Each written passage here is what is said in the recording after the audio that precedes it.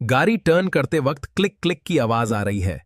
यह normal noise नहीं, CV joint damage का क्लियर साइन है। एक्सल के अंदर सीवी जॉइंट होता है जो पावर व्हील्स तक स्मूथली ट्रांसफर करता है। अगर इसका रबर बूट फट जाए तो ग्रीस बाहर निकल जाता है और डस्ट अंदर जाती है, जिससे सीवी जॉइंट खराब हो जाता है। इस प्रॉब्लम में सिम्टम्स क्लियर होते हैं। टर्न करते वक्त क्लिकिंग साउंड, एक्सेलरेशन पे वाइब्रेशन और गाड़ी अनस्टेबल फील होती है। अगर आवाज सिर्फ स्टीयरिंग टर्न करते वक्त आए तो सीवी जॉइंट डैमेज्ड है। अगर स्ट्रेट रोड पे भी वाइब्रेशन हो तो एक्सल ऑलमोस्ट फेल स्टेज पे है। अर्ली स्टेज में सिर्फ बूट रिप्लेस होता है, लेकिन अगर जॉइंट डैमेज हो जाए तो कंप्लीट एक्सल रिप्लेसमेंट ही बेस्ट सोल्यूशन है।